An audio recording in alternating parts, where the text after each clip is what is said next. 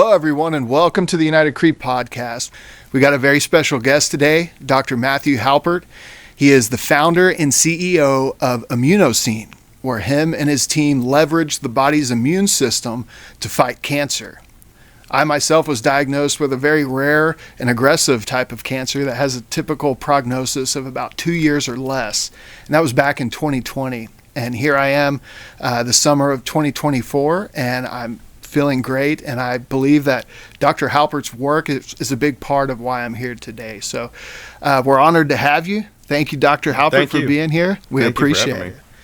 So tell us a little bit about yourself. How'd you grow up? Where'd you study? What was the inspiration behind becoming the founder and CEO of Immunoscene? Sure. No, I'm happy to. Certainly didn't start out my career with the expectations of being the founder of anything. I've always been a scientist, just from a young age. Science has always been a passion of mine. And then as that evolved, I ended up really taking a liking to microbiology and immunology in college and graduate school. Ironically, I found biology to be the most boring subject of all until that point. But I became increasingly fascinated with, of course, how our bodies work, how we engage all of the microorganisms that are around us. And so I just kind of dove into that, ended up getting my doctorate in immunology. And then from there ended up in the Texas Medical Center, Baylor College of Medicine, studying the immune system, dendritic cells, and cancer immunotherapy. Because the more we understand about cancer, the more we realize it's at its core, one of the fundamental problems is it's an immunological problem. You may have a variety of mutations or lifestyle issues that have caused a cancer to form, but the fact that your body could not eliminate it for whatever reason at that point is actually an immunological issue. Right. And so I was just an academic scientist. My job was to research, study, publish papers, get funding. Really had no intentions of jumping into medicine or... What time frame was that? So I joined Baylor College of Medicine in 2011. Okay. So I was about 27 years old. I had my PhD, was married, had my first child. We settled in the Houston area, largely due to family. And I ended up working on a project at Baylor on dendritic cells. And I really liked the concept of working with dendritic cells because they run the immune system. We often say they're the generals of the immune system army, and so they hold an important position. And I don't know. I've never been the kind of guy that. There are a lot of scientists that do great work, and I don't disparage it at all, but they do work on extremely small, minute facets. A single amino acid on a single protein in a single complex. And how important is it? And what happens if you change it? And that's all great, but it's just it's a hard road, and it's just not maybe grandiose for my personality. And so I kind of wanted to do something bigger, and I, grace of God, fell onto something way bigger than I had anticipated. And so my partners at Baylor College of Medicine were Dr. William Decker and Vanaja Kanduri. This is back in 2012, 13, the early years. And Dr. Decker had made a accidental discovery while at MD Anderson, actually, and had discovered that dendritic cells do not appear to function in exactly the way dogma says they do. Interesting. And so, and I know I talk too much, but it's, useful backstory. But, dendritic cells were discovered in the 1970s by Dr. Ralph Steinman, who did recently win a Nobel Prize for that, and Oh, he's wow. the only person to do so after he actually passed away. But it's a very important discovery. And so we know at this point how important dendritic cells are. And people have tried for years to get them to work to restore the immune system and fight cancer, with failure after failure after failure. And that includes the FDA-approved Provenge, which is, I guess, technically a dendritic cell treatment, but it doesn't work. Certainly doesn't work well. And so that makes it hard for you, right, to re-educate, I guess. yes, this has been absolutely one of the uphill battles, whether it be with educated patients or doctors or venture capitalists or whoever. Right. Dendritic cells don't work. That's the company line. That's the exactly. bone line. Right. Dendritic cells don't That's work. And, people have, again, they've tried. And, I can, if you want, later on I can go through some ways that they've tried. But there's a variety of them, and they just continue to fail. Dr. Decker, as I said, made this discovery. Had nothing to do with cancer.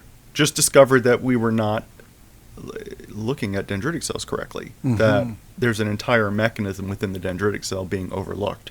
Okay. And so, as part of this story, I'm a young scientist at Baylor, and a bunch of older scientists point blank warned me to not work on this project. Because they don't believe it. It's anti-dogmatic. There's no way it's right. If it was right, it's going to win the Nobel Prize. It's going to change the way we treat cancer. It's going to rewrite textbooks. Literally, this is what I'm being told. And honestly, it puts me in a position of, all right, so if it is right, this will be very exciting. Right. And if it's not, I don't want to waste my career. And so I did spend about a year on trying to basically disprove it. Okay, is this really how dendritic cells work? Has everyone missed a boat? Right. And all I did was reconfirm it and add to it. And then Dr. Kanduri joined me and basically went through the same process and did the same thing. And so to an immunologist such as me, someone who understands the deep mechanisms of how an immune system operates, this is all kinds of aha.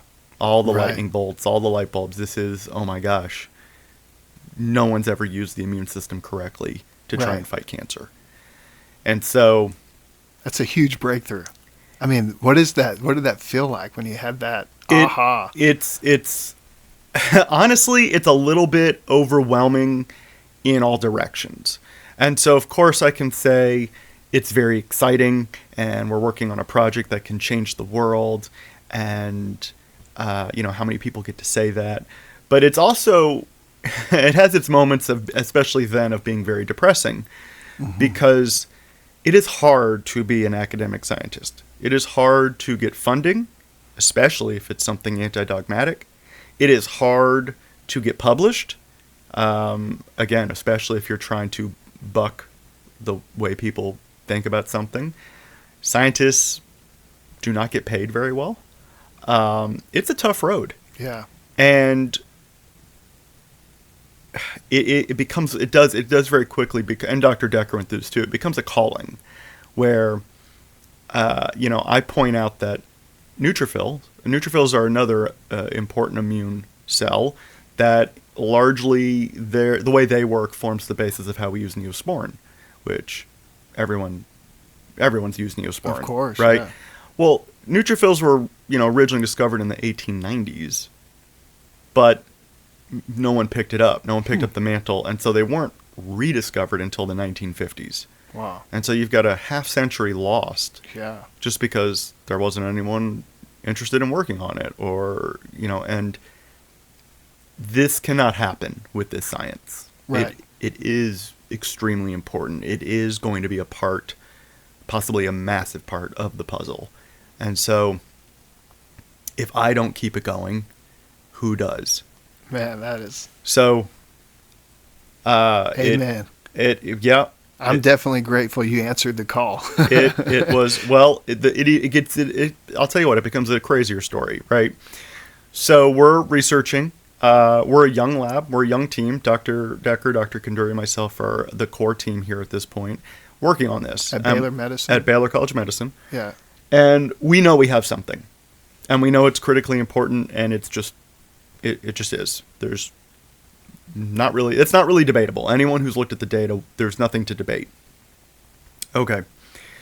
So we're applying for grants. That's how it works. As an academic scientist, you have to fund your own research. You have to fund your lab, or you're basically out of a job. Wow. And we're coming up towards the end of 2014, and the grants we were working off of are done. They were 3-year grants. They're up. And we've, of course, applied for several others. We've gotten none of them. Mm-hmm. And we, at that point, we only have one outstanding grant left. So we have one shot left to bring in money. Wow. I have a number of lifelines in some of the scientists at surrounding biotechs. They knew me or knew of me, and we're offering me jobs. Come be a program manager of this or that. And by all worldly metrics, I should have jumped ship. I mean, I just should have. Hey, they'll pay me 2 or 3 times what I'm being paid as a academic scientist. Benefits are better. The funding's more secure. And the chances that we're going to have money to continue on in the lab are pretty slim. So I won't go into all the personal convictions and special moments. I can only imagine, yeah. But after finding out we were not going to get that last grant and had no money coming, I almost rededicated to the project. Mm-hmm. Kind of went the way you might not expect. Rather than take any of those other jobs, I was only further motivated to make this happen. Like, the lab can't just go away. Right. The science can't just fall apart. Of course. So that is when my entrepreneurial journey kind of begins. Mm-hmm. Because I decide to basically, rather than just wait for someone else to come through, I decide I'll come through. And so That's awesome. Hit the pavement, start talking to people about the story. Next thing you know, we start a company, which will spearhead into Immunosine. Mm-hmm. We have angel investors. My family puts in some money. We save the lab, and we go from there. Man. And it's, looking back, the whole thing is crazy. None of it should have happened. Exactly. Everyone's looking at you like, you are crazy, man. They have to be. Yeah, it's crazy. So we keep going. We've got a little wiggle room now. We've got some angel investors. We're moving towards now FDA clinical trials. We're thinking of the normal path. Before we get there, we have this. I'm just telling you stuff now. You don't have to use all this because it's all part of the weird story. We want to hear it, there was a doctor. I'll protect him, so I won't say who or what institution he's with, but he really wanted us as a lab to fly to India to treat a very wealthy person's wife. And this person, his wife had a very tough cancer. Nothing was working. And just the combination, the husband says, I have all the money in the world, and you have all the education. Go find me something that might work. Right. And so our lab gets a phone call by a doctor who had seen a lot of our data and told us, look, I know you guys you're not in trials, you're not a company, but I think it could work. I think you're the best shot. Wow. Please fly up to India and treat this woman. Wow. And we said, no, that's crazy. Wow. Are you kidding? We're a bunch of scientists. Like, what are we going to do? We're going to fly to India and treat someone? Right. But they persuaded us to give it a shot. And so it's just this weird 2-week story kind of around the clock of trying to get set up to go to India to treat this woman. And that's incredible. we need a lab. boom, a lab shows up somehow. And we need a visa. Boom. Got that. Nope. I mean, it was just kind of this crazy ordeal. Well, this woman ends up passing away 24 hours before we get on the plane. Oh, my gosh. Which, suffice it to say, if you're that close to the end, this isn't magic. Yeah, it's not exactly. going to work. So the whole thing gets wrapped up. And when it all calms down, we get a call from a cancer biotherapeutics company in India who wants to know who we are. Oh, wow. Because they had just been paid an exorbitant sum to leave their facility and let us come in and use their lab for a time period. That's where our lab was going to be. Wow. And they just wanted to know more about, well, who are you? What's going on here? And so this led to a short-term but, productive partnership in which we actually helped them with a precursor dendritic cell technology, something not as advanced as ours, but along the right path, to finish a clinical trial, which did go well. There were some interesting results. Mm-hmm. But they definitely wanted to ultimately license what we had. And before we kind of really, got into the nitty-gritty, we had the opportunity to treat about 10 patients. Oh, wow. Kind of, again, a precursor, a mini model compared to what Immunoscene is doing. And so we got 10 different cancer cases. And patient 1 came to vet us at Baylor. He had 38 metastatic prostate cancer. Okay. 38 tumors throughout his skeleton. Oh, wow. He could not walk. He was in hospice. This is not a great situation for really any... It's not a great environment for any therapy to work. Of course. And we said, probably wouldn't advise you fly to India and do this. It's probably going to be a waste of your time and money. Right. And he ignored us and flew over to India and called us up, and I'm here. You might as well treat me. And he said, okay, I'll treat you. Hey, if he's going to show up, right? I mean, I told you what before. What do you say? There's an element of craziness to this. But you know what? Those tumors went away. He's been in remission since 2017 when we did this, and he's still here today. It's incredible. And he had a 9 and 11-year-old. They're now driving. He went from not able to walk to he's still actively working. And I mean, it's just... And so I get to see that firsthand. Yeah. So in addition to all the science I see in the lab, right, I'm now seeing someone walk around... I'm not going to say cured. I don't like to say that, but effectively in remission. Yeah, like you've made a difference in that person's life, and you're witnessing it firsthand. Yeah. That is amazing. So it's one thing to see something in the lab and have that light bulb and say, we really believe this is powerful, and then to actually see it take effect like that. Right. And that wasn't the only aha situation. Right. And, that only further strengthened our resolve to continue on. Ultimately, India is very far away. Mm-hmm. It's a tough place to do business, and that certainly wasn't going to become any kind of business model. Right. And so we shut that down. We see some very good results with the patients we sent to India, right? Including the one I just mentioned, who is still walking around today. But it's a very far flight from here. It's not sustainable. It wasn't a sustainable business model. It wasn't necessarily a sustainable partnership. Right. And so we end up ending that.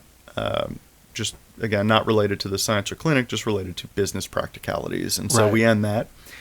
And around that time, we are conducting a canine clinical trial. Mm-hmm. Dogs get cancer as well. We do not give dogs cancer. That's not what we did, but dogs do get cancer. Right. And we believed that if this mechanism was as important as we think it is, it should be conserved across species. The mechanism meaning the dendritic cell. The dendritic cell mechanism. What we're seeing in the lab and seeing in animal studies, with mice, for example, well, is that just for mice, or is it important enough to be in all species? Right. And, of course, I'm already telling you we've seen evidence in people Mm-hmm. That was really early, but we also had this opportunity to work with a veterinary clinic and see if it would work in some dogs. And so took 6 to 9 months to figure out how to make dog dendritic cells, which is they're different. It took some time. Yeah. But the mechanism we used, the way we activated them, which is our way, Yes. that is what I'm saying, it was the same. And so the cancer we went for was splenic hemangiosarcoma, because we're crazy, and that was the most lethal cancer we could think of. Great way to test. It's 100% lethal with a median survival of 48 days. There is no treatment. It's usually presented, the dogs present, it's usually an emergency. The spleen is ruptured. They need emergency surgery. Then they diagnose it's this cancer, and you've got less than 2 months. Wow. Yeah. I mean, looking back, I don't know why we keep picking such tough cancers, but It's a great way to test, right? we do. I mean, that's the way we saw it. Like, exactly. Let's see here. So dog one, we treat. Dog's name was Maddie. And instead of passing away at 48 days, Maddie lived another little over a year and a half. Died of old age, and the autopsy, no cancer. So this is another example of, and I don't know why it keeps happening, but another example of patient one is being effectively cured. Right.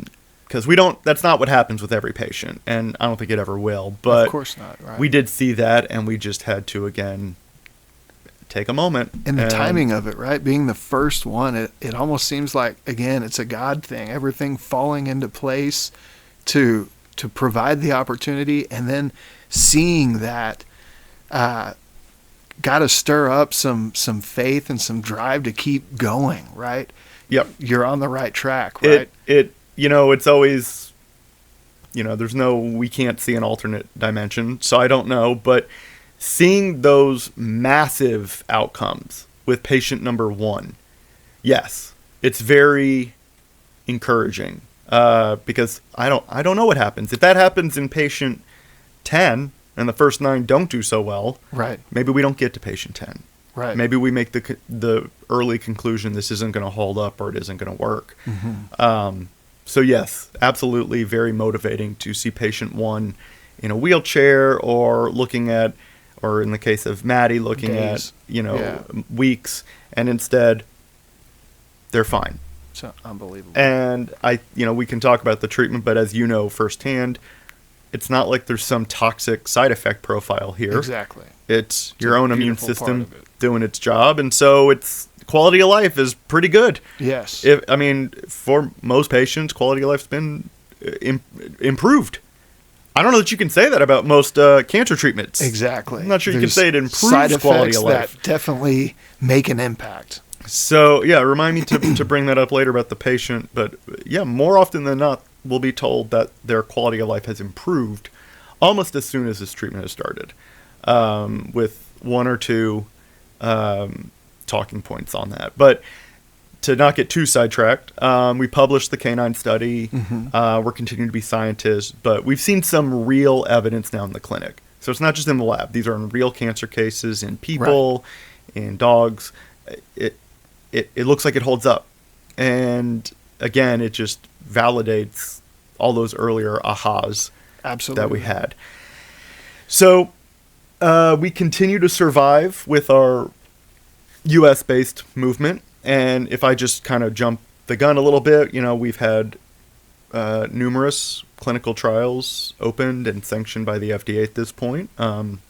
This science is in a number of trials at top-notch institutions, including MD Anderson, Baylor College of Medicine, UT Health, Cooper Hospital, Indiana University is coming on board. We have about 8 other sites that are about to join us.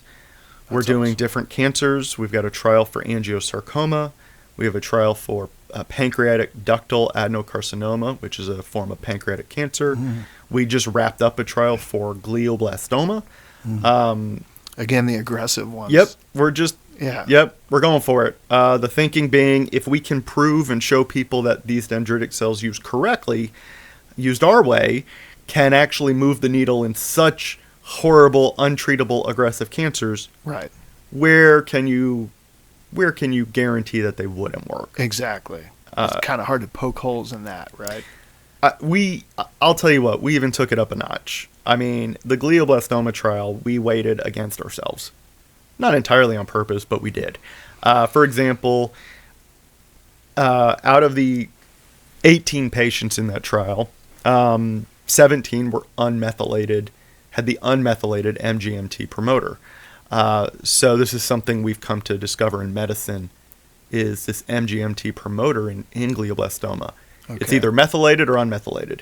And if it's methylated, it's at least remotely treatable by standard of care. And if it's unmethylated, you don't even need to bother. There's no way to treat it.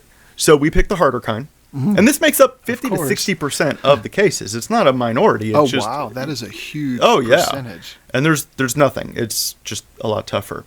But not only that, wait, it gets worse. Oh, wow.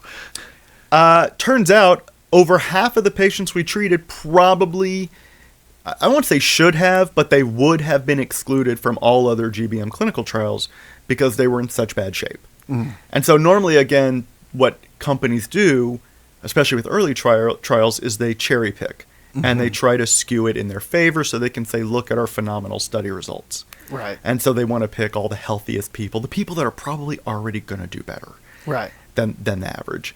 And we did the opposite.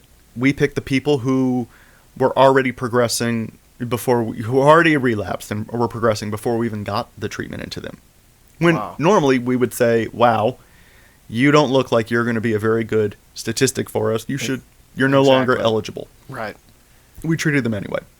And so the, average prognosis for that group is probably about 7.5 months. Mm-hmm. And we're right now as of today, around month 16 to 18. And most of our patients are still alive. And so we don't know where the median survival is yet. Right. They're still going. But several of the patients are now past 2 years. And so the needle's been moved. There were no severe side effects in the trial. And as a result of these awesome clinical results, the FDA granted this technology a fast track, which means they think there's something here and it needs to move faster. That's a wonderful sign, right? When you get the FDA, you don't have to just take my word for it anymore. Yes, they're seeing something. We won a Breakthrough in Cancer award based on the technology and the clinical results, and so this will lead to a whole extra clinical trial and some funding and some other feathers in caps. Right. And so we're doing all these things. We're doing the clinical trials. We're picking the tough cancers because we know what's capable when you get your immune system fixed. I mean, again, I say this, right? I mean, your immune system is supposed to defend you. Yes. It is supposed to be eliminating. It should have done it a long time ago. Right. But just because we're late to the game doesn't mean it's kind of blind, right? It's kind of like blind to the problem. You're right. It doesn't immune see it. Ignorance. It just doesn't know it's a problem. Right. And the only physiological way we know to educate it is through the dendritic cell, which is why that's where so many people have tried. If we're going to do this right, without having to hijack some random part of the immune system, we've got to go through the dendritic cell. Right. And that's what we do. And we do it this way. And we're late. I mean, there's already a lot of cancer in your body at this point, but that doesn't mean it's not worth playing. Like, get in the game. Right. You can't win the fight if you're not fighting. Exactly. You can't win a race no matter how much you train. Right. You cannot win a race if you're on the wrong racetrack. I mean, that's well said. We have got to get your body on the right racetrack in the fight, and then we've got a shot at like legitimately awesome outcomes. Yeah. Get your immune system aimed at the enemy, right? Right. And that's what we saw in the early studies, that we can do that. That when dendritic cells are activated via this pathway, when they're double loaded correctly. Yeah. I could talk more about that. Tell us about the science. Yeah, and I will. But when they're loaded correctly, okay. Right. We can make the immune system target any threat. And people always ask, well, what about this threat or that threat? And the answer is always, yeah, probably. I mean, we can't do everything all at once, but we decided, let's start with cancer. Of course. And see if we can't get the immune system fighting against the cancer correctly in the way it should have in the first place. Right. And again, when that happens, now you're in the fight. And it doesn't guarantee you win, but you have a shot. Absolutely. And some patients, maybe sitting in front of me, right, are winning that fight. Yeah. And it's doable. And so we're seeing that in the clinical trials, and we're going to keep pushing that. But now we're towards the end of 2019, 2020, and I am faced with what I feel is a moral quandary or conflict. Mm-hmm. And the people who understand the science, and I promise I will get into the science, but they've seen it. They know what's here. They know how safe it is. They know how natural or physiological it is. And they would say, Dr. Halpert, I have cancer. I'm going to do this other treatment, or I've done this other treatment. I mean, but why wouldn't I want to get my immune system corrected?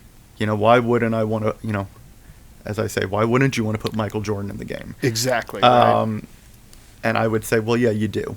It's a very useful tool. It may not be the only tool you need, but yes, it's critically important. And they would say, great, can you please put me in the clinical trial? And I would say, no, that's not how trials work. Right.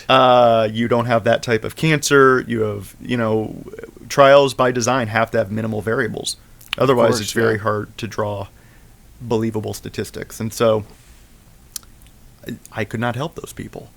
And there's only so many times you can say that before you start to feel, we'll use the word convicted. I have a PhD. I'm bred in the standard system.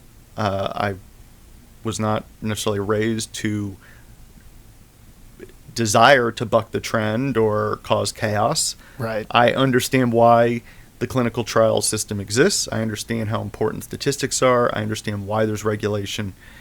But this is just biology. It's just fixing a biological mistake with your own biology. And that's not going to change. And it doesn't matter what our statistics are or what trials we do. The science isn't going to change. The biology is not going to change. Right. And so I felt at least obligated to try and find a way where we could kind of almost restore what we had been doing in India. Is there a way we can offer this to patients today that don't have the time to wait for the trials to bear out? Right. Because as you said, how many types of cancer is it available in the United States in clinical trial? A handful? Right. Maybe? How many? Right now we're at 2 because glioblastoma is closed until we open the next trial. Right. And angiosarcoma and pancreatic ductal adenocarcinoma are the 2 that are open. Right. But as you alluded to earlier, it works, right, on anything really, but you're starting with cancer, so that's not specific to just those 2 that are in clinical trial. So, and you've seen it work in India, and you've seen it work in dogs with all these different types. So is that really the inspiration? Like, where did that lead you to? As you said, you had the moral conflict. Where did that lead? So, yeah, this is probably a great segue to talk a little bit about the science, because that sort of leads into how this ends up evolving. Yeah, perfect. Tell us about how it works. So, as I mentioned, dendritic cells are the generals of the immune system army. They run it. I mean, it's their job to see the threat, whatever the threat is. It could be a virus, it could be a bacteria, it could be a cancer. It needs to see the threat. When you get the flu, I promise you, your dendritic cell sees it. And it's supposed to digest that threat. It's supposed to break it down, understand it, and then present it, communicate to the rest of the immune system how to optimally and efficiently and completely eliminate that threat. So, again, like I said, you get the flu, the dendritic cell digests that information, communicates with your effector cells, your killer T cells, for example, your natural killer cells. And those cells say, okay, we have our marching orders, we have all the signals, all the what we need. And then they go around surveying your body for all infected cells and eliminate them. Right. And they don't eliminate 60% and leave 40% behind. That's not that would be a bad immune system. Right. They eliminate all of it. And then you have immunological memory that protects you. And everyone's different, and different infections lead to different memory. You know, if you get the polio vaccine, you're protected for a lifetime. Right. If you get the tetanus vaccine, you're protected for about 10 years. It just, you know, if you had the flu and you get over it right at the same time as your wife catches it, you don't have to worry about taking care of her and re-catching it. Right. You actually kind of instinctively probably know you're not going to re-catch it. And that's because you have immunological memory. Mm-hmm. Your immune system is already so wise to it that if it, anytime it enters your body, and it does, it's just immediately wiped out. And so, knowing how important dendritic cells are, people said, okay, we have a dendritic cell. Here's a dendritic cell. Right. Here's a target. We'll call it cancer for now. Okay. How do we get this to happen? And so it starts with, well, let's try cancer lysate. Let's just chop it up, and we'll just throw... And you can use the word incubate or pulse or whatever. It's just a fancy way of saying throw cancer lysate onto dendritic cells. Mm-hmm. Then dendritic cells are phagocytes. They will eat it, and they will take it in, do some stuff with it, and present it to other effector cells that will now get some sort of marching orders, and will go off and presumably fight it off. But if you just throw the cancer lysate onto a dendritic cell, the response you're going to get is underwhelming. Right. Okay? You'll get something. You're using dendritic cells, right. but it's going to be underwhelming. Right. So then people have tried, okay, well, let's try specific cancer proteins or peptides. Let's get fancy with it. We use a special peptide, you know, something very distinct and discrete. Same thing, though. You throw it on, it gets absorbed, presents, and you get some sort of immune response. Okay. Honestly, these were all very underwhelming. Yeah. And then people said, well, what about if we get the cancer information inside the dendritic cell with cancer DNA or RNA? And okay, so you take the cancer RNA, you get it into the dendritic cell where now those cancer proteins are made inside the cell. Okay. And they're chopped up and presented to the immune system, and you get some sort of response. Still underwhelming. Probably better than before, but still underwhelming. And remember, these are cells. This is a system that has routinely eliminated cancer from your body. Right. So clearly, we're missing some sort of activation here. So then people said, well, what if we know they'll respond to the flu? Let's throw on the cancer lysate plus some flu, or some of these signals, or some bacteria, or some toxin. Let's see if the dendritic cells will activate against those other things, and in the process, fight the cancer harder. And you know what? You get a little better immune response. You do. You activate some of the right pathways. The dendritic cells do a little bit more. This is what people have done, and this is what people still do. These are our competitors. Yeah. To this day. Dendritic cells plus BCG, which is the bacteria that causes tuberculosis. Cancer's not tuberculosis. I don't know why that would make sense. Yeah, right. But, and again, I'm not going to sit here and tell you that none of these therapies or these technologies, quote unquote, work. Some of them do something. Some of them will move the bar. It's just clearly not right optimal. It's underwhelming. Like you said, yeah. And so my group sits back and says, look, it's not about what is added. That's not the problem. The dendritic cells can arm the immune system to get rid of anything. That's not where, even though that's where everyone's focusing, right. We think it's like trying to dig up treasure. It's almost like, I don't know, I'm going to sound like a nerd here, but it's almost like in Raiders of the Lost Ark where they're digging in the wrong spot. Yeah, right. I mean, that's a good illustration. Yeah, it is. And not to say there won't be any advancements there, but that's not what we thought. We viewed it a different way, and we said, we don't think the problem is the what, we think the problem is the how. Yes. We don't think the dendritic cells are being used correctly. I mean, it's great if everyone's in the right vehicle, but if no one has a key to turn the thing on, right? Where are you going? Mm-hmm. You can add flames to the side of your car, or whatever. It doesn't matter. You need the key. Exactly. And so I promise this is more complex than I'm about to make it sound, but what we sort of stumbled onto was, has anyone tried to load the cancer lysate on the outside of the dendritic cell at the same time as the cancer, RNA on the inside of the cell. Like, has anyone tried both? Right. And the answer is no. Wow.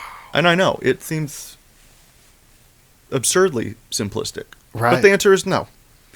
So we try that, and you're thinking, all right, well, you kind of see where we're going. Maybe 1 + 1 isn't going to equal 2. Maybe it's going to equal 3 or 4. We're going to get a bigger response. Right. And when we did this in early experiments, we found that 1 + 1 equaled 9,457. And I'm making this number up, but the point is it went off the charts. Yes. And it became, okay, this is not just an additive thing. Clearly, we flipped the switch. Something changed mechanistically with the dendritic cell. It responded to something.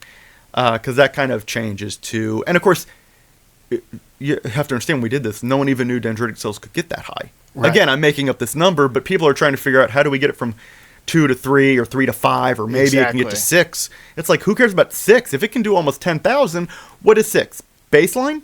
Right. We're not even in the area. Not in the ballpark. No. Yeah. So this is kind of an aha thing, right? Oh my gosh, everyone's missed this very important phenomenon. So that's what we've been studying for years and years and years and publishing on and getting to the nitty-gritty of the mechanism. And, of course, I just explained it to you from a 30,000-foot view.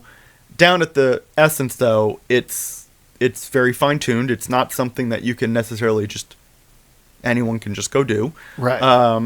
We do have patents on it. So for all the people listening, this is patented. Please don't infringe on our patents. It would not go well. But yes, we double load the dendritic cells, and we need to get those cancer antigens into an overlapped pathway inside the dendritic cell. And it's that overlap that is it's not a signal, it's signal number 1 that the dendritic cell needs to see to know that there's a threat it needs to fight. Okay. So if you do not do that, you're playing with half a deck. Yeah. You can add any other signals or stimuli you want. You're playing with half a deck. You're not on the right racetrack. Right. Signal 1 is this. Could other things help? Maybe. But you've got to start here. Right. And so by starting there, I've told you nothing about what we're overlapping. I haven't told you about a type of cancer. Who cares? Exactly. I don't think the immune system cares if a cancer started in your lung or your pancreas or your prostate. I mean, or your kidney. Why would it? It protects all of that. Right. And so it's about taking a sample of your own cancer, getting it into your own dendritic cells in their own overlapped pathway so that they are now properly educated and activated. Right. And there's more to it. And of course, as you know, we reintroduce those back to your surrounding lymph node area, and that's important too. But at what part have I told you we've created some crazy toxin, or we've made some special new drug, or none of that? Exactly. It's your own cells. It's your own cancer just finally being introduced to each other properly. Right. And to be clear, at Immunoscene, we, which ultimately I founded, and we can circle back around to that, but I wanted to make this available to patients, and I wanted to make sure it was done correctly. Yes. I don't know if you would be surprised or your listeners, but it is true that when you leave the confines of the states, you do get a lot of shady clinics, and I do just caution everyone do their due diligence. Any clinic should be able to explain the science in a way that you can understand. You do not have, if you have to have a PhD to understand, what they're explaining, that's not good. Right. You should be able to meet with their oncologist. You'd be surprised how many don't have one, even though it's cancer. Right. You could ask to see their lab. Something like this should be built in a lab, not, in a dirty closet. So just be careful. That's all. But, so we do not tell patients, definitely don't do standard of care, or we hate standard of care, or, that's not necessarily the plan, right? We always say to Immunoscene, it's not our story, it's yours. And our goal is for you to be back to complete health, however we get there. Right. We do think our treatment is an important component of it, but we never say it necessarily has to be the only treatment or the end-all be-all. Could be, doesn't have to be.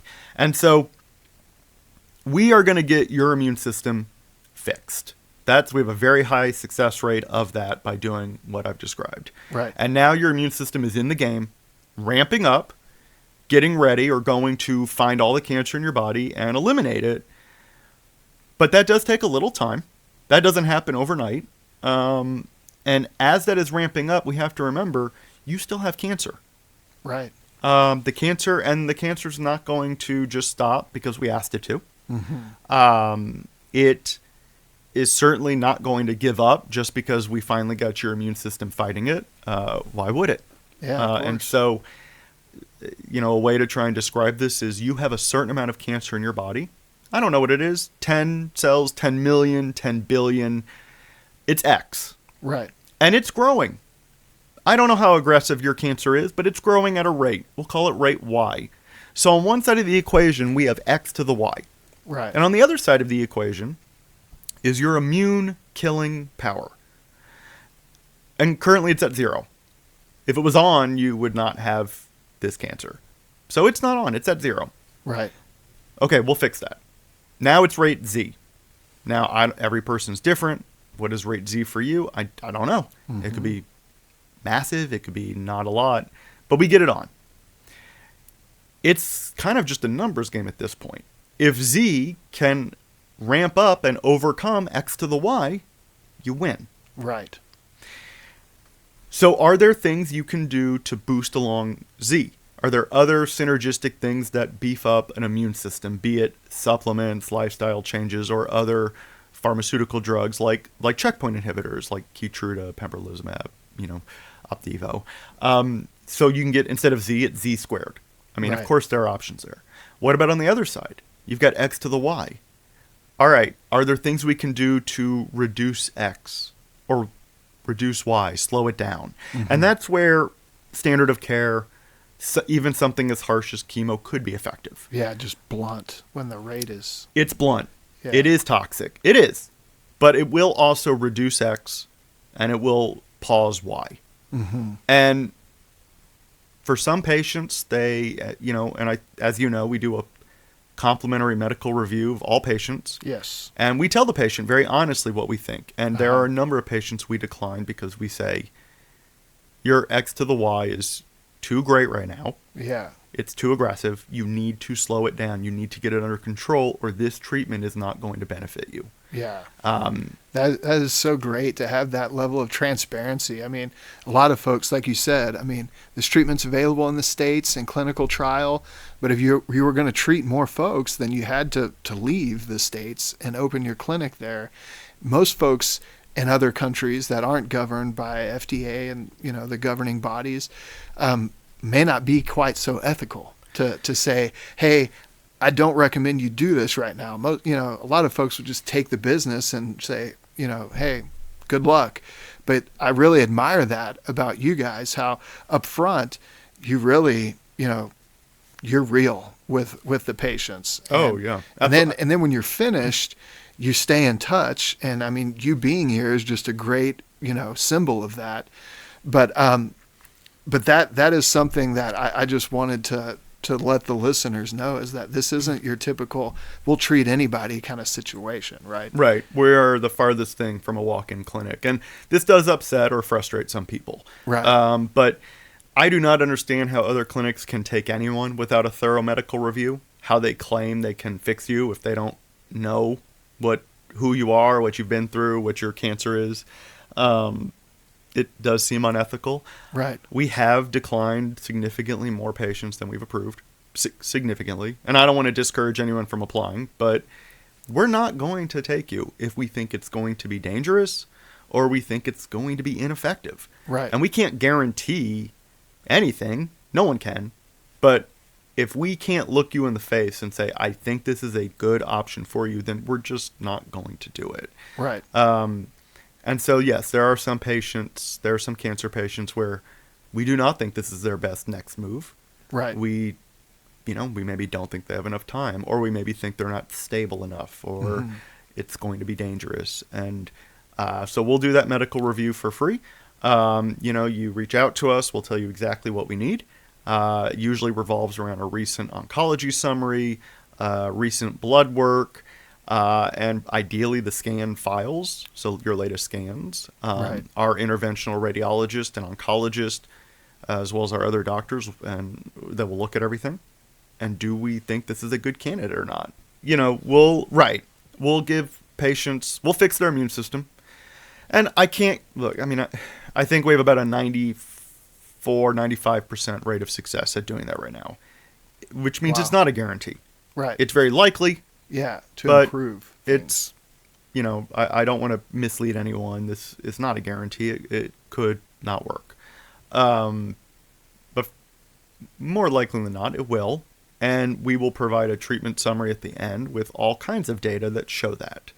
Raw data, graph data, good faith conclusions. We said we can fix your immune system. Here is the data that support that.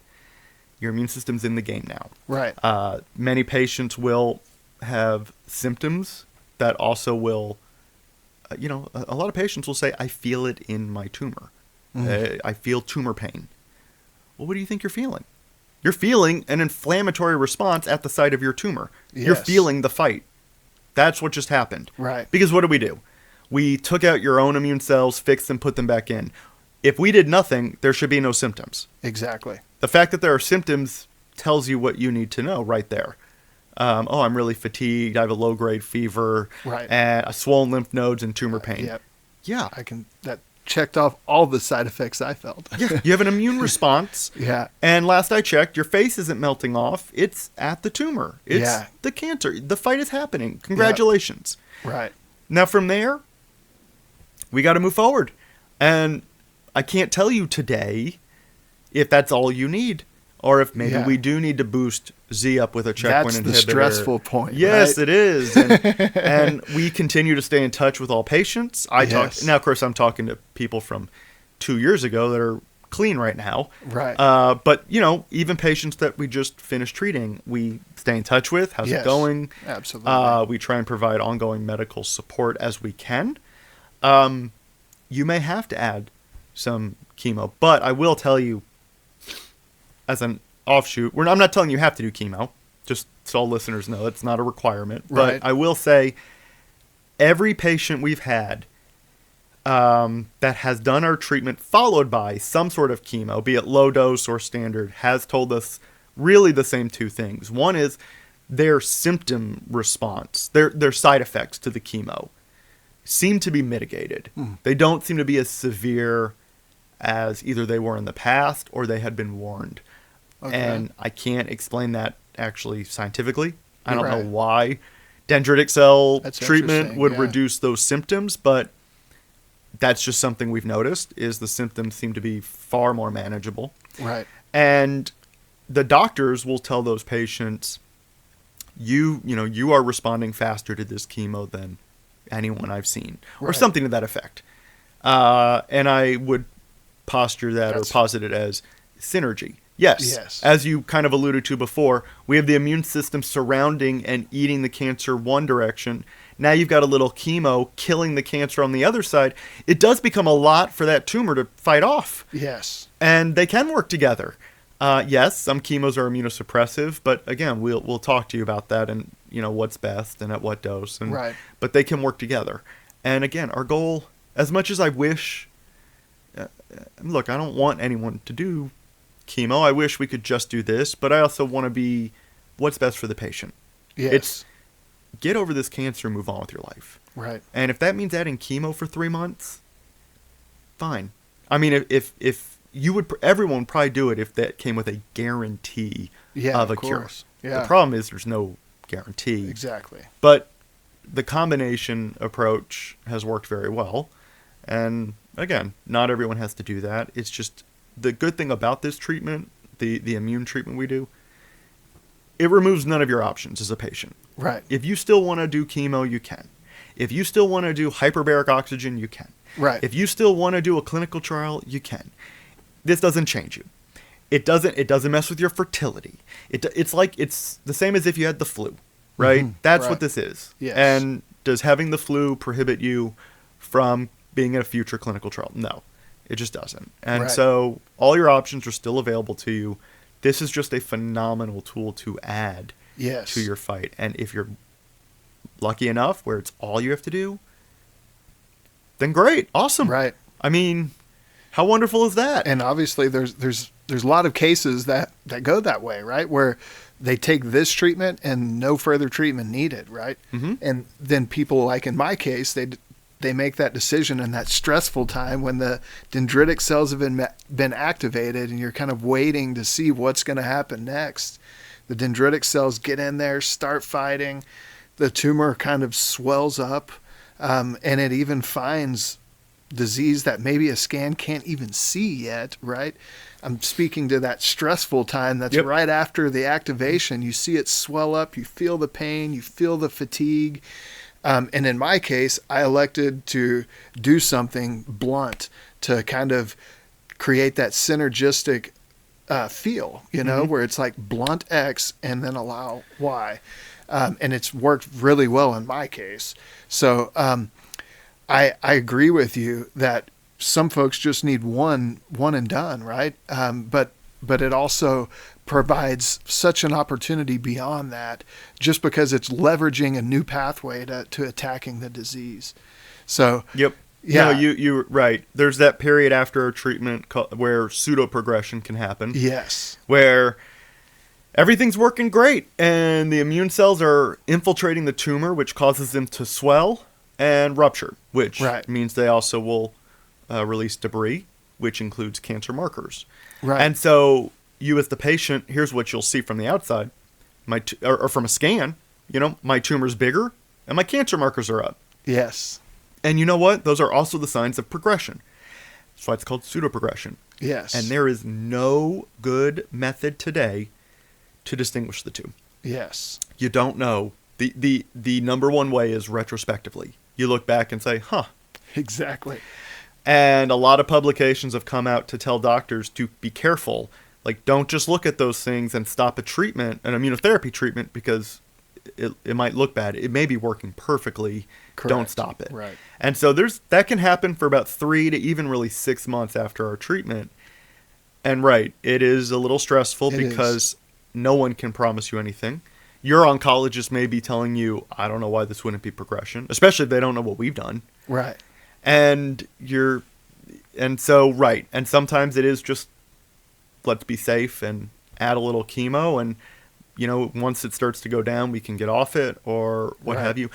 Yeah, in your case, Justin, whether or not you needed to add that chemo or not, we'll never know. exactly, You saw a really classical, the timing of it and amounts, everything is classical pseudoprogression. right, And it may have happened whether or not you did what you did with the chemo, but you know what? We're here today. exactly. All I can say is And- that my tumor markers were over 1,500, and today they're at 0. Yep. So that's all I can say about that. Yep. And I know you weren't getting there before with just chemo, Right, which is why you came to us. right, And so, none of us know what the future holds, but as I said earlier, you look as healthy today as I've never seen you this healthy. right.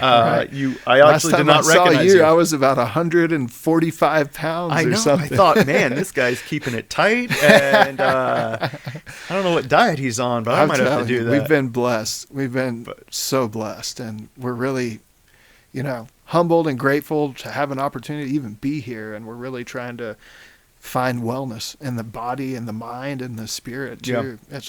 half That's the also battle. critical. I mean, my number one advice is still, don't get cancer. Right. It's not good, and there are no magical treatments, despite what anyone might say. And I'm please, everyone hear me. If anyone is promising you a magical cure, you run away. Right. They may not be as blunt or blatant in saying it that way, but if you get the feeling that that's what they're saying, yeah. you need to trust your gut and run away. Right. Because I can go on our website right now and make up statistics. Of course. I mean, no one's regulating all those websites and whatever those clinics are saying, and so exactly. don't fall for that. I mean, And that's tough to discern when you're a cancer patient and you're in that mode of kind of fight or flight mode where you're like, I gotta move. And then you're seeing all these different things swirling around.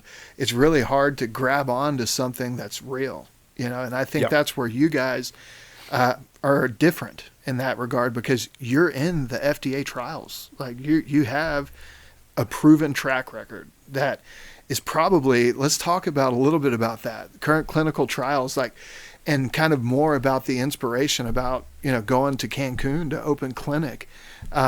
Because the clinical trial, while the results seem to be very, very great, at this rate, how long do you think it would take for this treatment in the United States through typical standard of care to reach the masses? Yeah, it is a lengthy process. And especially when, we are, we're not Merck. We're not Pfizer. We don't have those resources, right? And so we have to pay for those trials. And each trial costs millions of dollars. And it's a lot of paperwork and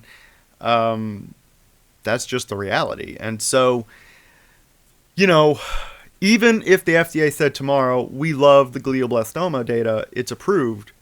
To be clear, it's approved for glioblastoma, not all cancers. If we want it to be approved for triple-negative breast cancer, we got to do trials in that. Right. And typically, so whereas glioblastoma, patients may pass away in month 7, so the reality is getting to month 9 or 10 is already evidence of success.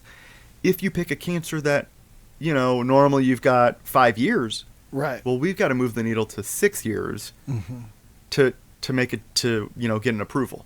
You know how long it's going to take? Oh, man. Right? It's going to take, you might think you just said it's going to take 6 years. No, it's not.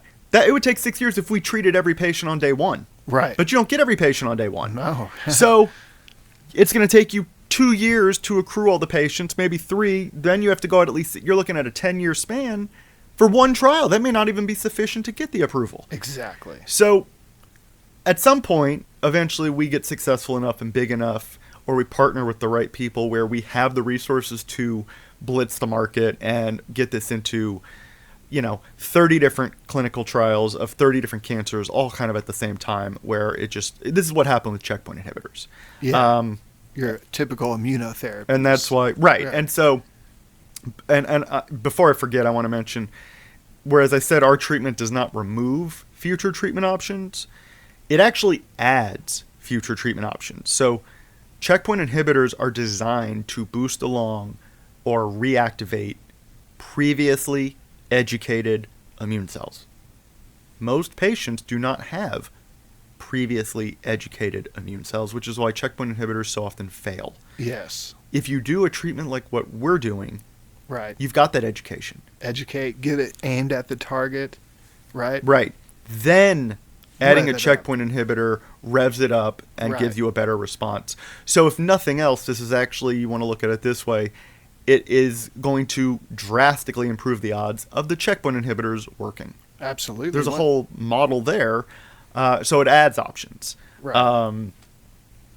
But, again, we're not a drug.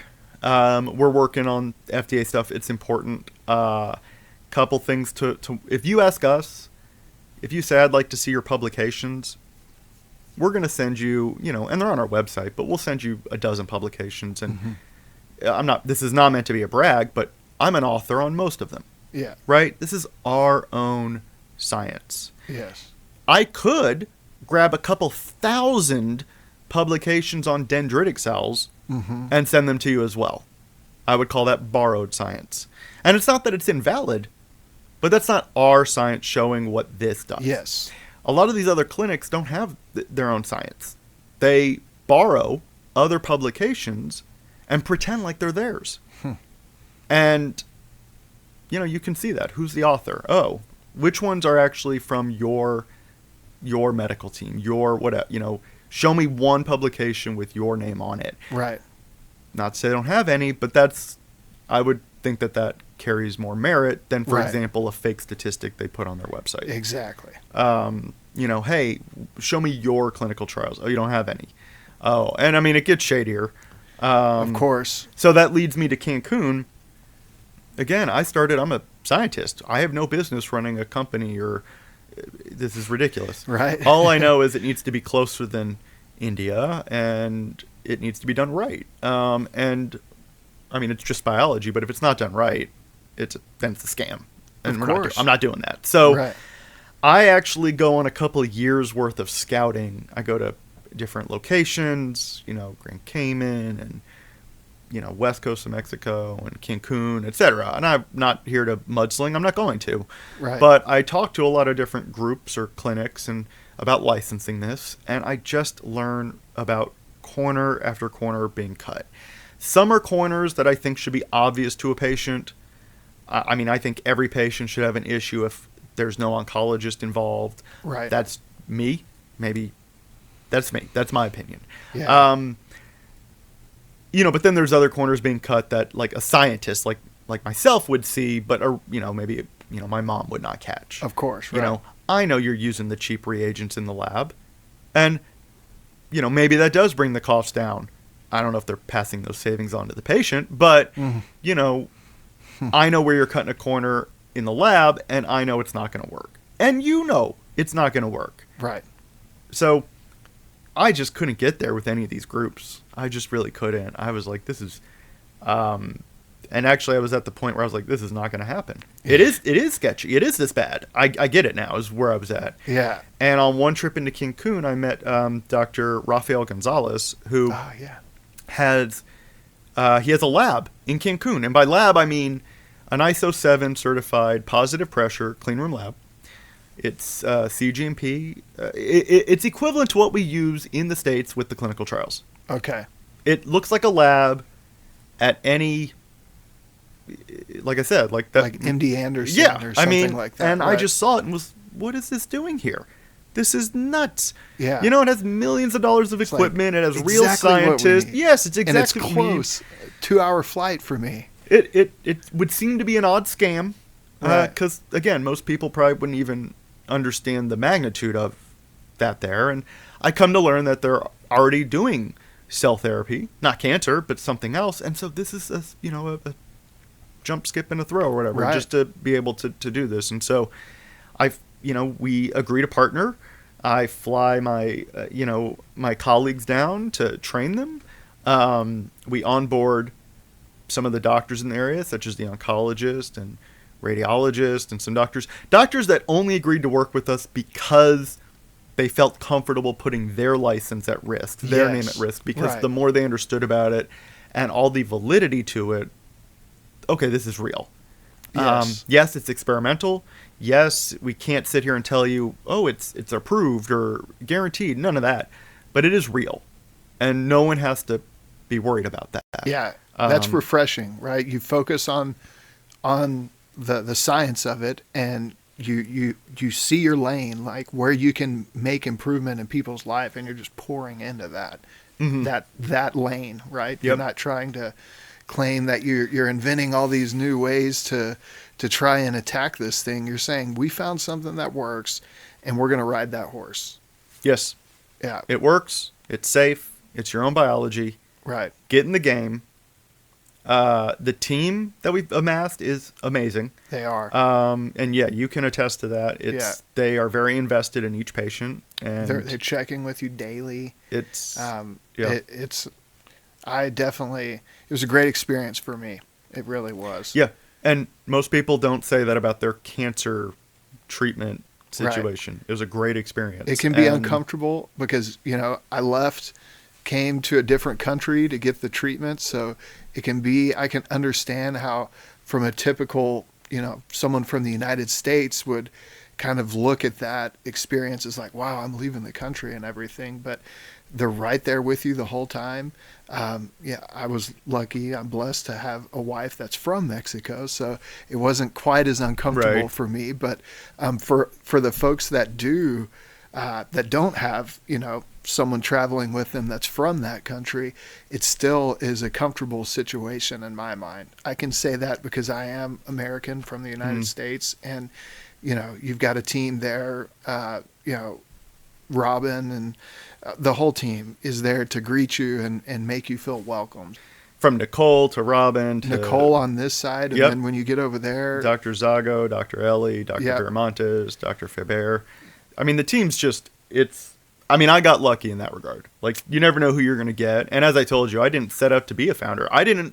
My plan was not to do this. It was just, I couldn't find anyone I trusted. Yeah. And so I had to do it myself. And the first 2 years were, good but slow because, they don't teach you marketing in graduate school. Right. All right, how do you... Great, we have great science and medicine, now what? Right. And amazingly, we've grown, staggeringly. Yeah. And it's mostly based on patient referrals. We treat patients, we treat them right, we get a lot of them fixed up.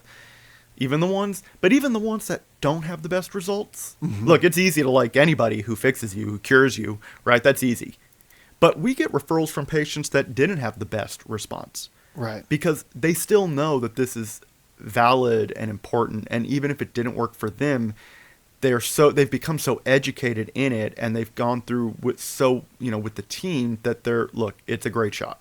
Even if it doesn't work for me, this is still where people need to go. Yeah. And I actually I want to help. I want everyone to be cured, but I'm almost more proud of that because, wow. Yes. For us to not really maybe help you as much as we had hoped, and you're still singing our praises, is very powerful. So, just to round out your question, why in Cancun? I just told you kind of why we landed in Cancun from amongst a variety of areas outside of the States. And people ask me, why don't you do it in the States? Yeah. And, I'm just not going to jail. I'm not doing it. And it is not legal in the United States to offer an experimental treatment before you've reached a certain level with the FDA. Right. And there are clinics in the States that are sometimes confused with us because they claim to offer a personalized treatment plan. Mm-hmm. And I have nothing against these groups. For the record, I actually think that's more the way we need to go. What they suggest they're going to do is they're going to look at your tumor markers, your immune system, the genetic makeup, etc. And instead of just saying, well, you have breast cancer, and the FDA approved drug for breast cancer is X, they're not going to go by that. Because that approval is based on a group metric of a study. But we have more personalized data now. Right. And so that almost doesn't make sense. I've written on this. It doesn't actually make sense to even go with that model anymore. And so they aren't.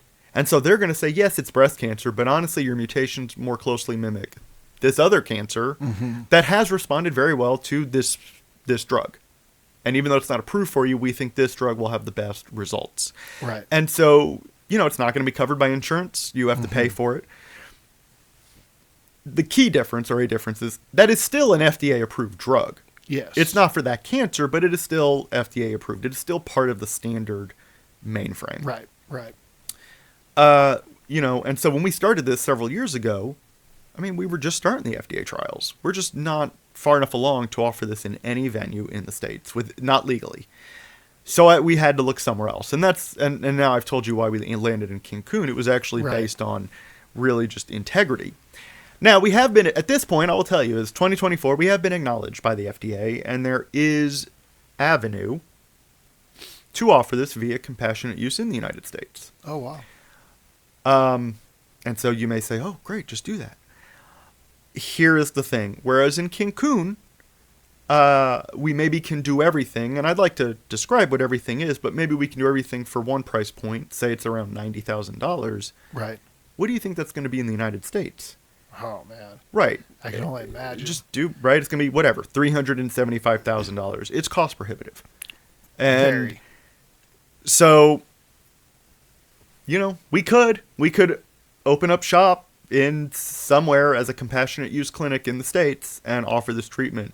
It's going to be very expensive. Yeah. If you think $90,000 is a lot, wait till we get into some U.S. pricing. And so I don't see doing that, at least anytime soon. Cancun is a very safe and lovely place to visit. Yes, it is. To be honest with you. If you're going to do it, that's not a bad place to do it. I know. From a patient's point of view, that is. I do question some people's view of it. Like, look, maybe we could build this in the middle of nowhere, but Cancun's better. It is. It's a good place to recharge spiritually. It was in my case. It is. Look, if you're looking for, as again, firsthand, you're not hooked up to machines in a hospital. It's all outpatient. Right. You have plenty of downtime. If you can get a treatment and spend most of the time lounging on the beach, reading a book. Yes. And because when we get your immune system going and it's ramping up, that's in your body. Right. It doesn't really matter if you're back at work or on the beach or what have you. But I don't know why that's such a bad thing. Like, right. Why not go to Cancun? Yeah, it really, for us, it worked out really well. It was a short flight, and, I didn't know what to expect, so I took a medical leave of absence, because I had surgery before I came to see you. But, looking back, I probably could have just worked. From there, I had Wi-Fi in my room, and yes, there is side effects. The tumor pain and the fatigue are real, but I think I could have probably worked. Honestly, I wish I probably had it. But like I said, at that point, I didn't know what to expect. Right. So that's a wonderful part of the treatment, is that the side effects are not so intense that it hinders your way of life. We were able to check out Mayan ruins while we were there and go to Isla Mujeres and see the beautiful ocean. So it is a great location. It is a good location. It is. And it's like a little, it can be like a little vacation. It sounds weird to say. Yes. You're dealing with cancer, but again, you're not in any way hooked up in a hospital with some drug dripping into you. That's not what we're doing here. And yes. So, there are worse places to be, and geez, not to be morbid. I mean, you were just saying that, but if your time is coming to an end, a family vacation, to Cancun is not a horrible opportunity. Not that that's our goal. No, we haven't had that happen, exactly. yet, but it's just. But it's a good place to go. If you're going to have to do the treatment and you're going to have to walk it out, what better place to do it, really? Yeah, and I mean we'll have a site eventually in Cabo maybe next year. Oh wow! Yeah, so that'll help for people on the West Coast. Yes, and that's already underway. Exciting. And we continue to try and figure out how we can spread the word. Like, it's a good, safe option. And as you and I were talking earlier, we're kind of a hybrid. Right. You're probably not going to find too many other biotech companies going through the clinical trial process while also treating patients in Cancun or whatever. That's kind of weird. And you're probably not going to find too many of those clinics in, wherever outside the States that are doing trials that are sanctioned by the FDA. Yeah. And we are. And so I'm not going to say no one's doing it, because as soon as I do, someone will call and say, what about so-and-so? But it's probably not common. I would agree, yeah. And it's, again, the more patients, the more people I talk to and more experience I gain, the more I recognize how different we are approaching this. Right. It's like we've got 9 patients down there right now. I just hired another doctor pulled her from one of these other clinics. And wow. In her words, she's joining us because what we're doing is quote-unquote real. I like that. That's a testament to your work. Okay. And, logistically, right, you would fly down to Cancun. We handle all the transportation once you're in Cancun, so we're going to drive you to your hotel, to the appointments. We're going to make that easy for you. In week 1, that's, I guess, the busiest week. We're going to do baseline scans, baseline blood draw, baseline inflammatory check. You're going to meet the doctors. We'll do a biopsy to get your tumor material. That's all in Cancun, all safely done where it needs to be done. In a procedure room of a hospital is, for a biopsy, for example, you don't do that on the beach. Exactly. We'll do apheresis at the end of that week to get your white blood cells. And now we're going to do all the heavy lifting in the lab in week 2. We're building your personalized cancer vaccine while you're probably just enjoying Cancun. Right. Eat some tacos, get some seafood. I mean, see some Mayan ruins. Go scuba diving. Yeah. And then you'll get around the end of week 2 is when you'll have your oncology appointment and sign off. We'll do blood work again. You'll get your dendritic cell injection. It will be ultrasound guided near functional draining lymph nodes. Right. You may or may not get some pegylated interferon alpha. which is a synthetic molecule of a normal protein your body makes when your body needs to be ready to eliminate cells. Okay. So when your body is sick and you need cells to be eliminated, your body makes interferon alpha, which basically is just like making all the cells stand up and say, okay, we're all ready to be eliminated. And it just makes it easier for the immune system to do its job. And then you have about 2 weeks. Your immune system's going to ramp up. This is immune kinetics. Mm-hmm. Shoving more dendritic cell injections in at this time would do no good. We usually tell patients, go home. You got about 13 days, or look at the schedule. It's gonna be something like that. Right. Go home. You don't have to stay here. Yes. You're probably fine enough. That's what we did. Yeah. It's up to you. You can totally stay. We'll keep an eye on you, of course, but you're fine.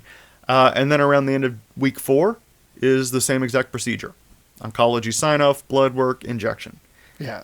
2 more weeks, and then you get the 3rd injection at the end of week 6. Right. Same thing. We'll add in another scan and possibly another biopsy. Right. Collect all this data, put together a summary, which you'll get in the next week or so. It takes us a little time to collate all the data.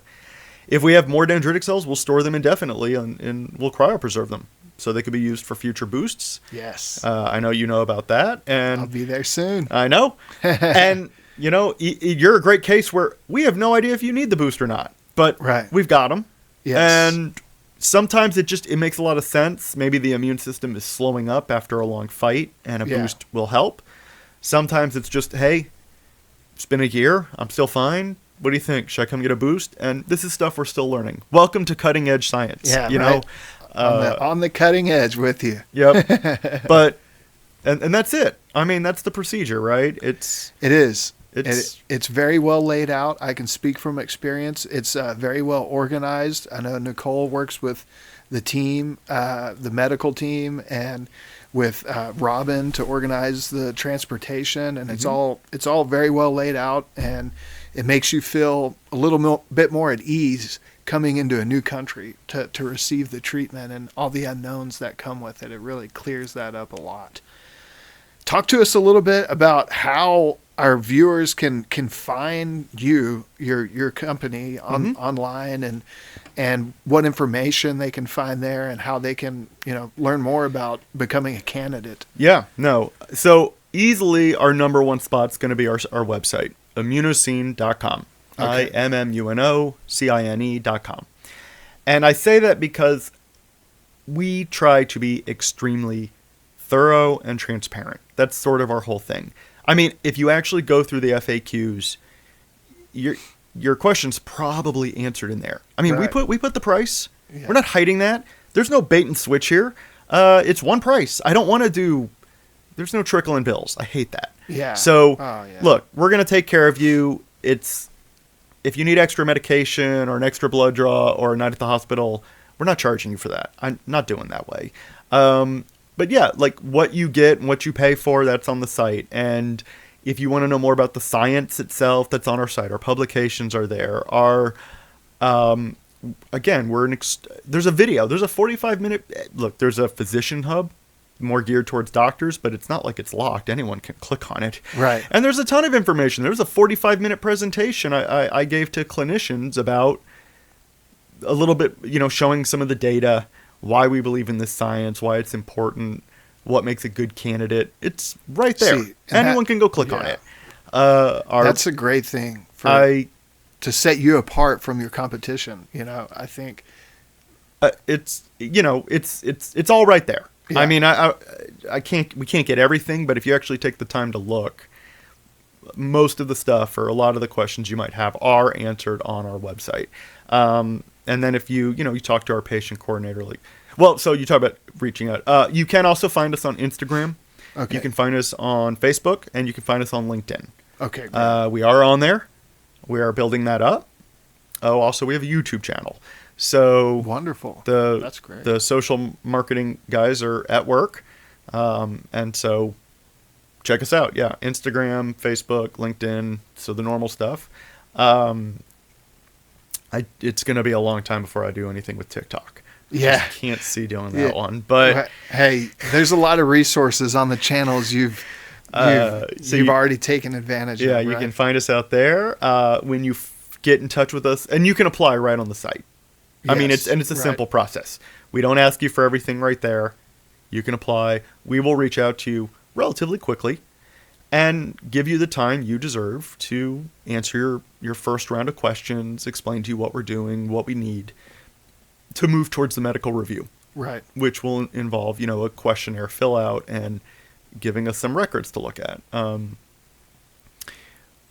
But yeah, we're, and I mean, at this point also you can just Google us and we're coming up more and more.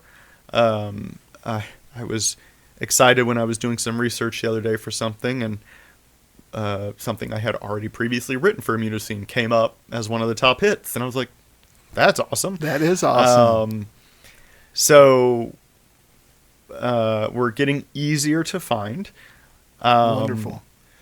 So I just want to call out one thing is we have this kind of overarching theme. The slogan for our content creating company is Be Golden. And that's a reference to the golden rule, right? Treating other people the way that you want to be treated.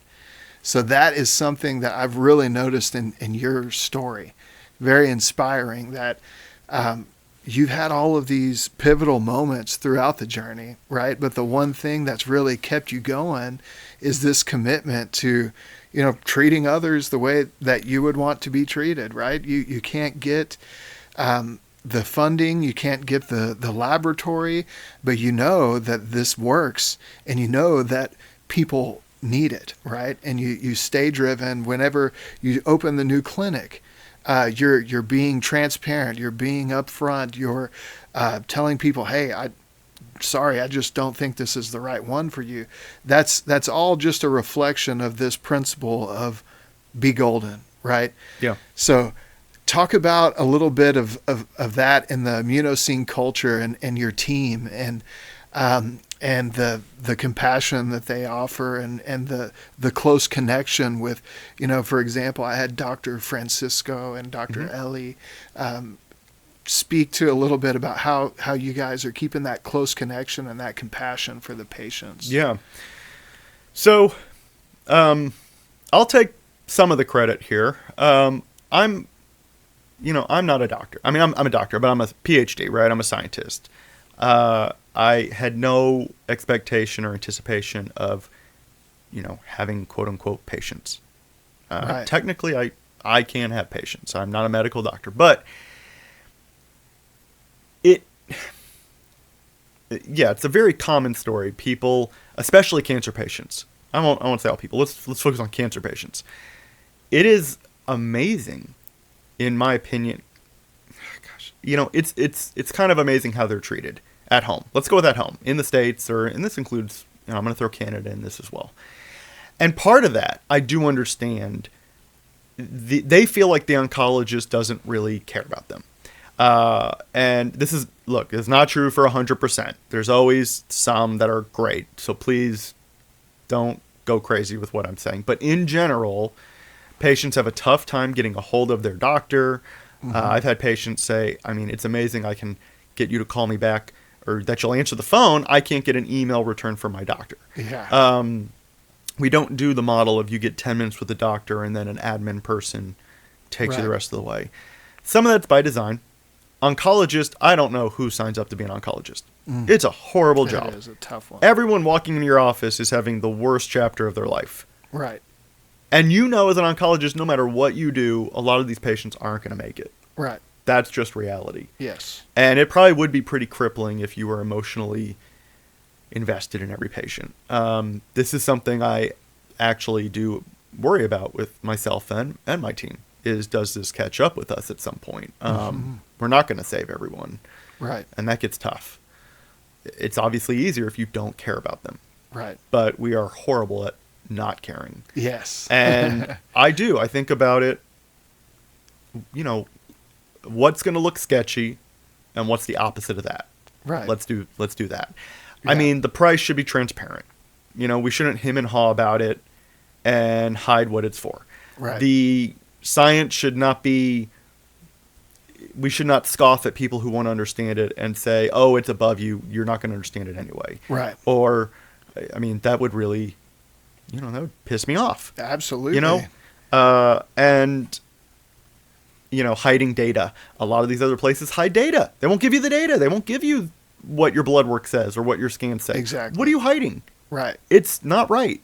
And so that doesn't mean you have permission to be a jerk on the other end and say, I demand my data right now that you got from yesterday. I mean, give us a minute. Yeah. But, that's how I kind of approach this. How would I want to be spoken to? How would I want to be treated? Right. It would bother me to no end. I've learned a lot of these other clinics, most of them will ghost patients. Right. They will even actively kind of market that. Right. It's kind of weird. I just can't even imagine. Like, that's got to be so frustrating. Exactly. And it's been so apparent to me that has been your mindset, because, I mean, from the medical doctors, you are the scientist, the immunologist, that is your lane, but you've hired medical doctors that are meeting with the patient. Oh yeah. Like every day that they're there, and they're very personable. They speak English very well. Mm-hmm. And it's just been, you can tell that it's been well thought out, that it's like, okay, let me put myself in that patient's perspective. Yeah. And let's approach it from that angle. I mean, I'll tell you, I'm trying to stop them from, they're giving all the patients their cell phone numbers. Yes. Yeah. It's going to be a bit much. Communication with them. Yeah. Exactly. Okay, hold on, guys. Yes. So we're building an app. It's going to be a patient-friendly app where the schedule will be, live, and and it's going to have educational material, and this should be ready relatively soon. That's something else I thought of is, it's 2024. I'm sure we can have an app, and that'll be a good communication platform, because the doctors need to do their job in Cancun. They got 9 patients right now. Yeah. Their phone can't be blowing up with every patient query or something. So, right. but the mindset of even the doctors is, here's my cell number. Right. Call me if you have any questions or issues. Exactly. And that attitude's not going to change. We may change some of the parameters or logistics of it, but the attitude, and that's very important. This team is such a good, tight-knit team with such the right mindset and we've only had 1 or 2 people that don't share that, and they're not with us anymore. I mean, it's very important. That is a company. Culture is huge. That is part of our culture. So anyone we hire has to fit in with that. And, I don't know if eventually that weighs on us. I mean, I can only tell you where we are today. I have people routinely tell me I'm making myself too accessible to patients. Right. I do answer the phone. I answer emails typically in almost usually right away, but almost always within 24 hours. I will respond. Yeah. I think you could. I can testify. Yeah. No doubt. Preach. Yeah. But, before I came here today, right, I was finishing an email because a patient had a question about how a specific drug, she's finished our treatment. We did recommend a specific add-on treatment that would work well. Right. I spoke to her oncologist about it, who is not a fan of ours. She doesn't believe we're doing anything real, but she was willing to talk to me. And I explained to her what we wanted, and she's doing it. Wow. And now the patient wanted a little more understanding of how this drug may synergize, and I mapped it out for her this morning in an email. That's wonderful. I don't know who else does that. And again, I'm really not trying to... It's not about me. It's just... We are doing this differently. It's just... I didn't pass that off, and I didn't ignore it. Right. I was, a little later getting to you than I thought I'd be, because I had to write that email. But that's the be golden mentality, right? And yes, the patients do end up. I'm telling you, the patients, even they'll tell us. They'll all tell us. I mean, really, we have a pretty near perfect track record, and I just say near because nothing's perfect, but it's very high. Where they'll just, you guys are doing this right. You guys are the best. You guys are. Even if this doesn't cure me, you're the only ones out there actually help. I mean, again, it's just everyone's different, but and you probably have to cut this out because it sounds too promoting, and that's not really what I'm trying to do, but it's just my own recognition. Of course. I mean, I'm a nerdy scientist who spent a bunch of time in the lab, so I didn't really entirely know what I was jumping into, and so I'm continuing to learn. And these are things that I'm coming around to acknowledge, like, I think that might be an important component. Right. Whereas I maybe used to think that wouldn't be the most important thing or so important. I'm learning, golly, just responding to these patients' questions is a big deal. It is. And it makes me go, that's sad. Yeah. Is no one else doing this? I mean, it is. In many ways, it does kind of have that sinking feeling to it, but it is refreshing from my point of view, being a patient that's gone through it and having close contact with you and then with your team post-treatment has been really refreshing for me. Well, and the feedback like that it continues to help guide us. Like, again, we're still growing. We're still developing. We know we have phenomenal science. Yeah. We know we have something special here. But there's a whole company to grow around that. Right. And, there are different elements we have to protect and nurture and promote. And I just don't think when I got into this, I realized how important the compassion aspect would be. Yes. And so in learning that, I'm actually at this point just hiring what I almost might just call compassion doctors all right, you've done the immunosine treatment. You may be questioning how to monitor results or what to do next, or are there any trials that might be worth it if this doesn't work 100%? Or, well, here's a doctor for you, your own personal concierge doctor to help you walk through that. That's because just the guidance alone. These patients have come to trust us so much, and I don't want to leave them. Yeah. But I can't do everything. Yeah, so, of course, yeah. The feedback is important because where we are 5 years from now will probably look very different than today, but built that. Right. And so obviously some patients, everyone has a little bit of a different margin, but and we have to stay afloat and whatever. But yeah, the number of doctors, scientists, procedures, data, reagents, manufacturing, dendritic cell quality, etc. that you get. Yes, if I put a price tag next to each one, maybe I should do that. But and the itemized receipt, but there is so much that goes into it that people don't. No, really. And that's the thing. And that's kind of why Big Pharma will always hate this is there's some, but not a lot of economies of scale. Right. Because whereas, yes, I can, instead of contracting a doctor, I can hire a doctor, pay him X monthly instead of per patient. Right. And, okay, the margin, whatever the number comes down. But the reality is, when we're building your vaccine in the lab, that does nothing to build Jeff's vaccine or Bridget's vaccine. Exactly. In fact, it's taking resources. Right. Every vaccine needs new reagents. It needs the same number of man hours. There's really no way so it is always going to be kind of a, you need the space, you need the personnel, you need the... It is. And it's, it's not a drug. It's not just on the shelf where you can just say, here are these pills. Exactly. It has to be made. And, so that's a reality of it, and we'll see how we go with that. But yeah, Big Pharma's not going to like that. No, I don't think so. But I guess this would be a good opportunity for us to punch back in and close out. I just want to say thank you, Dr. Halpert, for coming on, for sharing your story. I think it's very inspirational, and it's definitely very aligned with our Be Golden kind of culture that we've created. So we appreciate you coming on. Thank you for being here. Absolutely. Thank you for having me. Absolutely. I hope we can do it again real soon, but until then, we're going to be golden, right? Yep. Be golden. Thanks again. Thanks for being here. Thank you for tuning in to the United Creed podcast.